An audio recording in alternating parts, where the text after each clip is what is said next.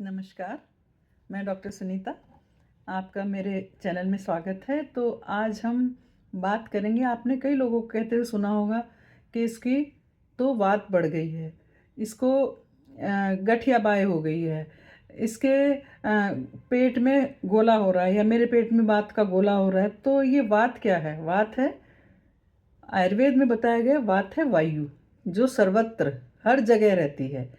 तो हर जगह जहाँ पर भी मूवमेंट है वहाँ पे वात है, और गतिशीलता इसका प्रमुख लक्षण है।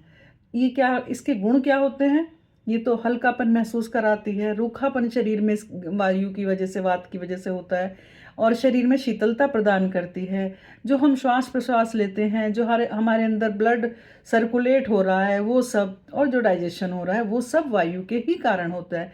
जो भी दिन रात के हम करते हैं वो सब वायु के कारण ही, हमारे शरीर में भी, हमारे रोज़मर्रा की ज़िंदगी में भी हम वायु के कारण ही करते हैं।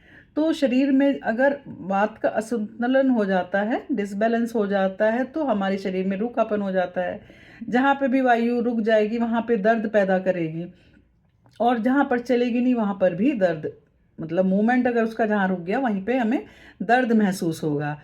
तो हमें क्या करना है? वायु के गुण दिनचर्या में रोज़मर्रा में हम देखते ही हैं। जैसे हम सुबह जल्दी उठते हैं, जैसा कि हमें आयुर्वेद में बताया गया, प्रातः काल उठने से और उषा पान करने से हमें वायु की जो है कोई परेशानी नहीं होती है।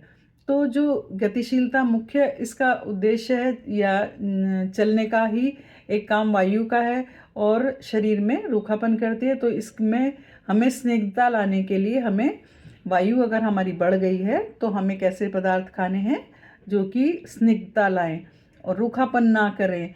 और ज़्यादा अगर हम बहुत ज़्यादा गति कोई करते हैं तो भी हमारे शरीर में वायु बढ़ जाती है। तो हमारे शरीर में कई जगह वायु का स्थान है, और आमाशय में, हृदय में, और हमारे हड्डियों में, ये सब हम जो रुके, हमारी जो जीवन की शक्ति है वो ही वायु है, जो हमें ये दिखाती है कि हाँ, हमारा कोई अस्तित्व है इस संसार में, तो वायु के कारण है। अगर प्राण वायु निकल गई तो हमारी शरीर जो है, हमारा शरीर से आत्मा निकल जाती है। तो आत्मा को जो गति प्रदान कर रहा है वो भी वायु है। तो आयुर्वेद में 3 दोष होते हैं, वात, पित्त और कफ। तो वायु जो है वो प्रथम दोष हैं, इसलिए इनमें जो है डिसबैलेंस हो जाता है, कभी कम हो जाते हैं, कभी ज़्यादा हो जाते हैं। तो जिस भी मनुष्य के अंदर ये गुण पाए जाते हैं, रूखापन है, वो पतला है और गतिशील रहता है ज़्यादातर, और उसको काम करने की ज़्यादा इच्छा रहती है, तो ये सब गुण वात के होते हैं। तो उसमें वायु प्रधान होती है, तो उसकी प्रकृति वात प्रकृति कहलाती है।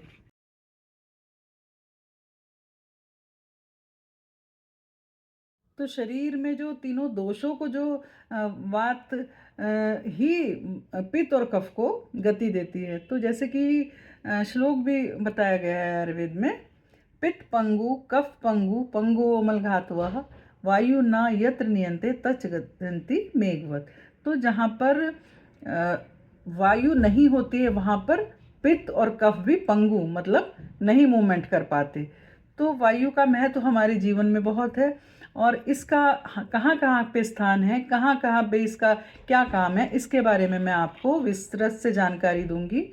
तो मिलते हैं वायु के दूसरे एपिसोड में। Thank you. नमस्कार।